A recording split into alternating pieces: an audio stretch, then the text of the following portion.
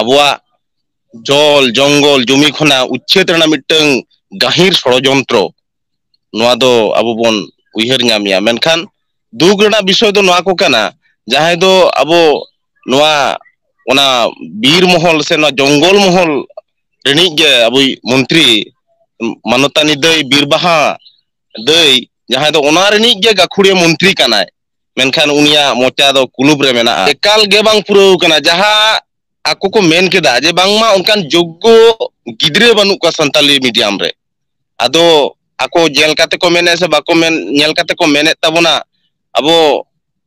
santar समाज रे no आदिवासी समाज रे नाहा जा 2005 खना नितो धाबी जा ऑल पढ़ाते चला कना नितो प्रत्येकटी आतु रे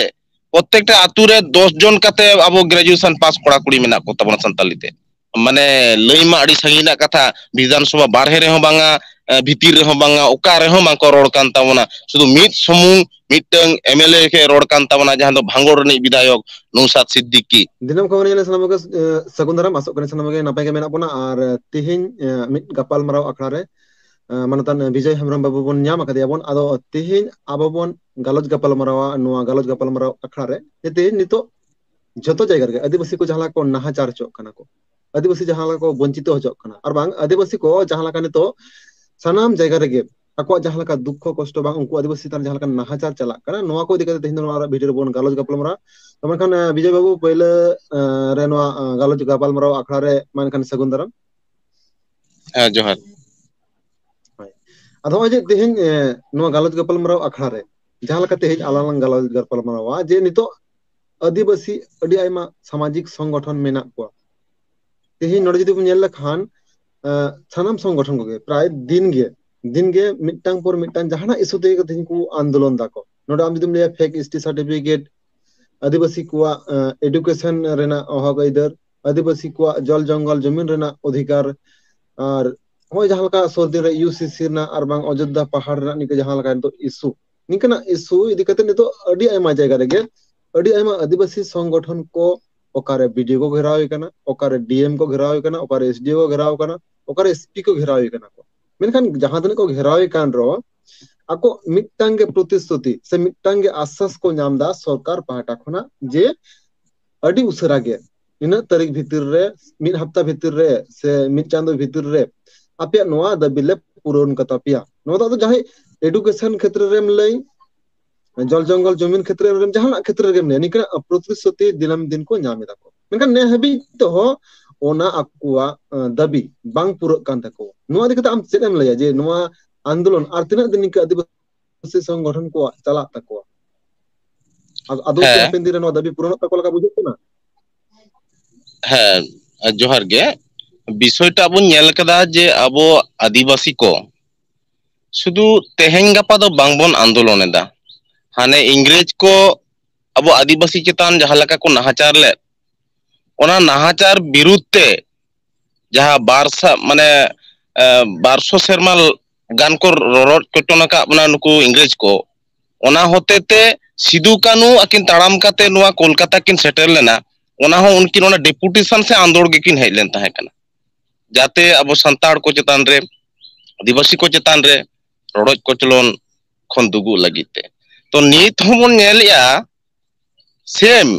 शुद्ध भारत बन फुरगल करा नो ᱧᱩᱛᱩᱢ ते नो 15 अगस्त होला मादेर बन मनाव केदा गोटा आडी जाग जमक ᱧᱚ मेनकान सनम को मासे ती कोड़ाम रे धो कत बन मेना अबो की सारी बन सादीना कना इन दुन मोनेया ᱧᱩᱛᱩᱢ रे बन सादीना कना किंतु वास्तव रे दो अबोआ जहा अबो ऐदर आदिवासी ऐदर खना दो नित हो भुड़ी रेगे मेना बोना जार फले नय एनांग हो हुल केदा बन एनांग हो आंदोलन केदा नय नित होबन हुले गिया डीएम बन घेराव कना एसपी बन घेराव कना सीएम बन घेराव कना मेनखान घेराव कागे मेना बोना आर प्रतिश्रुति कागे मेना कोआ मेनखान वास्तव रे दो अबो नित हबी ओका हे बांग जवाब कान तबोना आदो नो नवा गे नहा ऑक्टो रे नेलोक कना जहां मेन के दो जे सरकार को जहालका से अधिकारी को जहालका अबो को प्रतिश्रुति को माबन कना एवं अबुआ जहां ऐदर को जहां अबुआ ठुरगा प्रकल्प ᱧᱩᱛᱩᱢ ते अबुआ जल जंगल जमी खना उच्छेद रना मिटंग gahir ষড়যন্ত্র noa do abo bon uiher nyamia menkan dug rena bisoy do noa ko kana jahay do abo noa ona bir mohol se noa jongol mohol reni ge abo mantri manotani dei birbaha dei jahay do ona reni ge gakhuriya mantri kanai menkan unia mocha do kulub re menaa ado noa ge dug bujhe kana je oka lekate abo od hasa se abo aidar bon banchao dohoya noa ge adi marang kukli rena katha do ado mul bisoy do inying mena noa rena jaha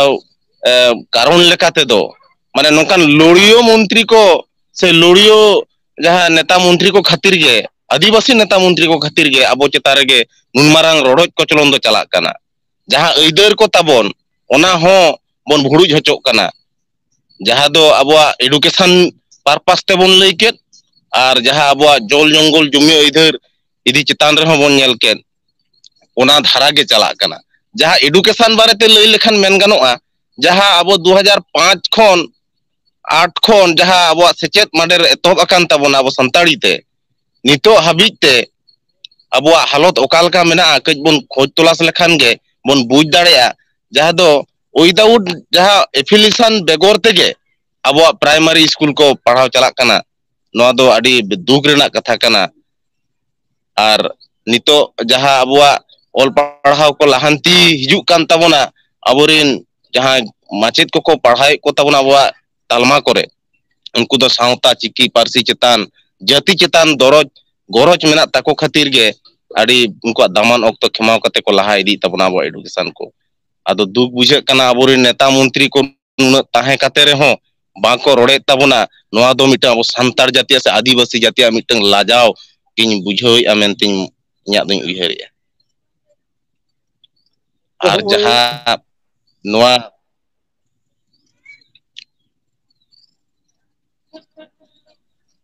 ado jaha lekam lay da nito niku nuku jahay ko tina gan aboren mantri ko menak ko ninke jaha leka ke sotik si bako kami kana bang ere idi bon giya ko tehny ma sarkar mai lalai kanai je abo adibasi ko idi kate adi aima kami dako jaha leka abo node jodi sordin rege bon nyela education na jaha katha lay mukhya mantri nui mai lay to kate je santali medium te adi usra ge macet ko hataw ko noa adi kate am che em laya noa ma mitang golfo lekha ge uiherwa enang jaha leka mitang bisoy ta nui bambre budhi jaha leka abo golfo leya bona 2018-17 साल रे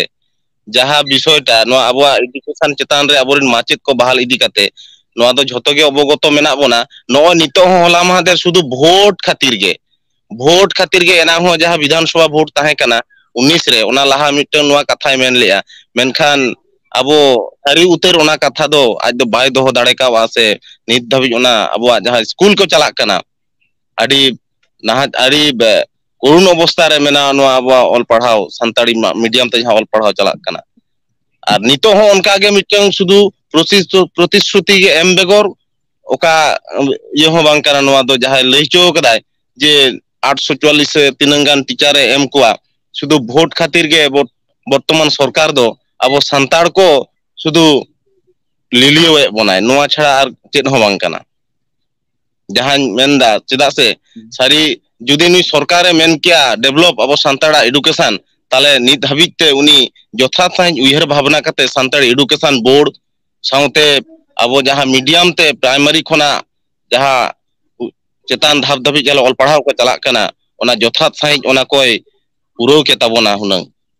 abo jaha primary level jaha higher secondary level jaha college level university level gota ठाव रेगे abo seched rena anat ebong puthi patham rena anat ma menak geya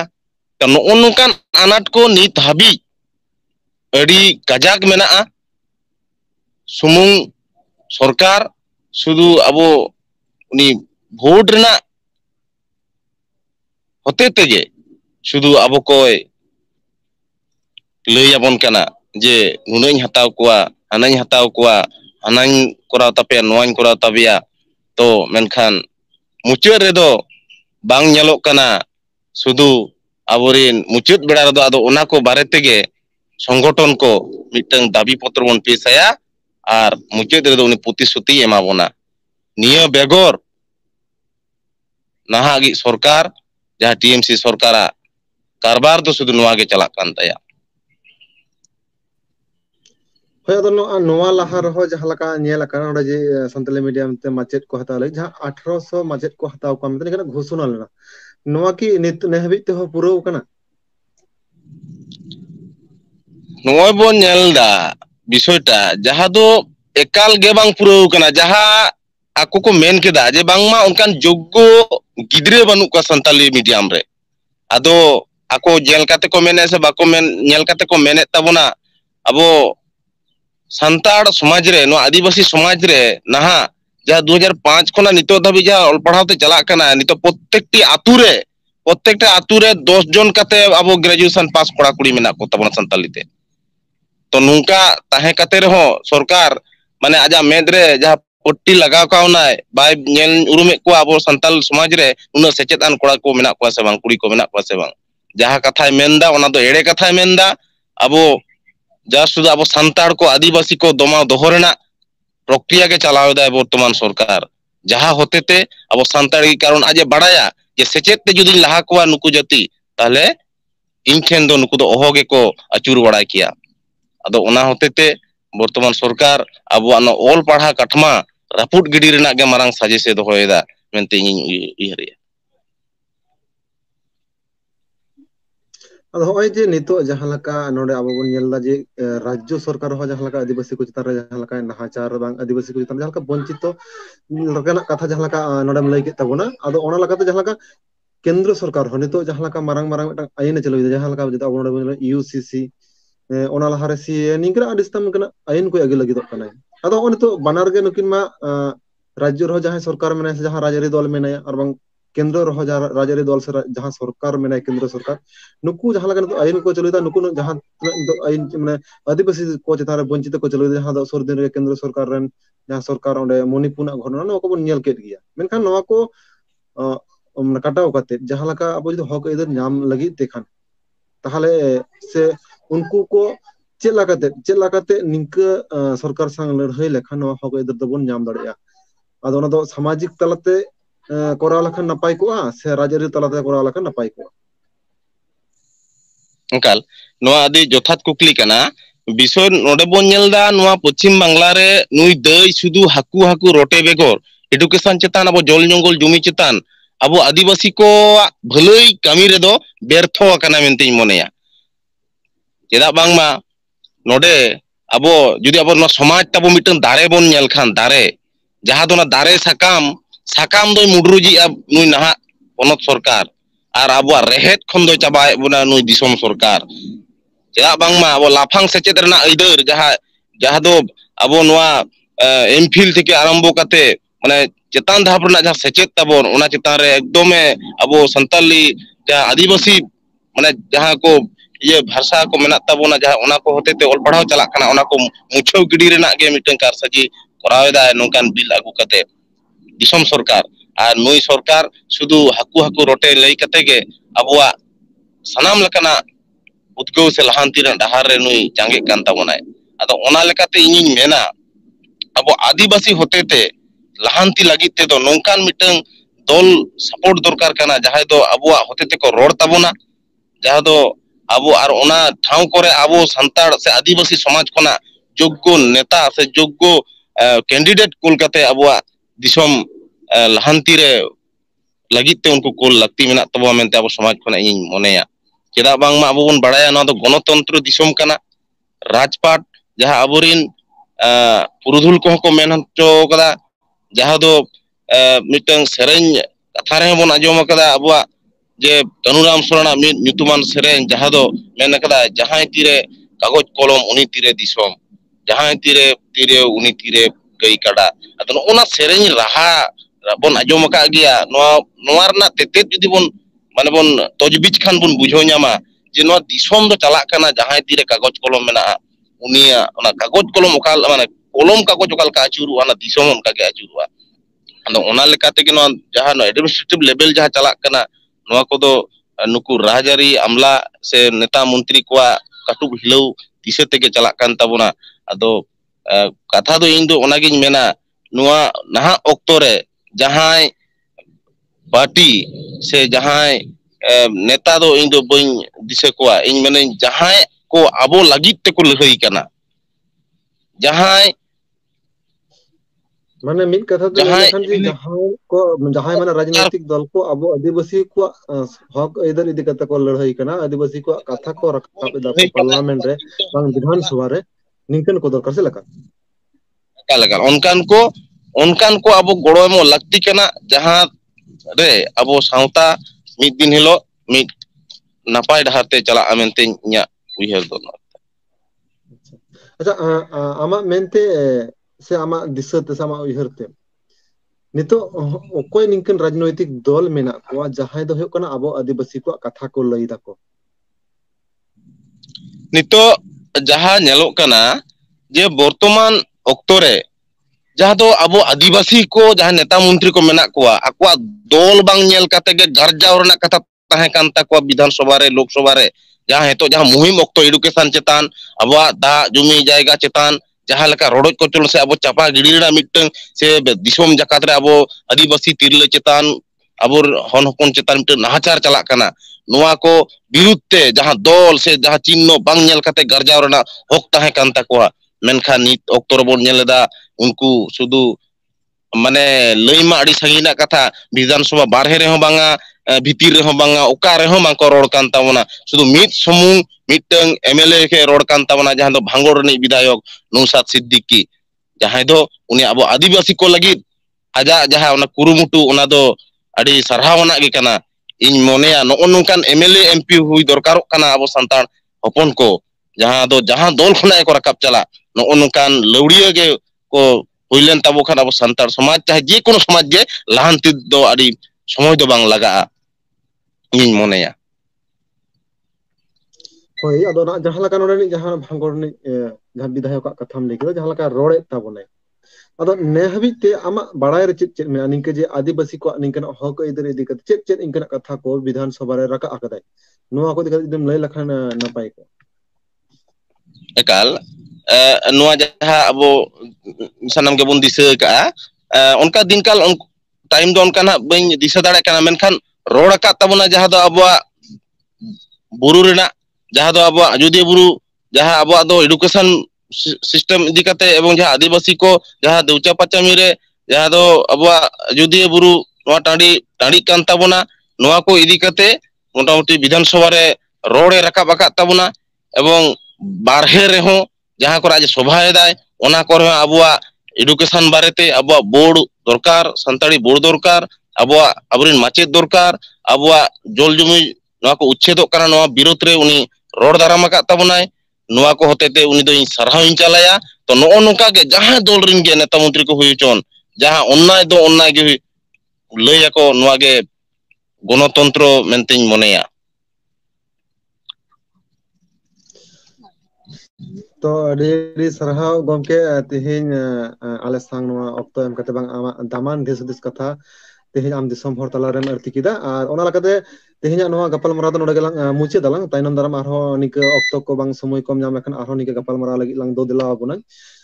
तो मेनखान तिहिन नुना के तिहिन गपल मरा नोके मुचे मानखान मुचे सनम को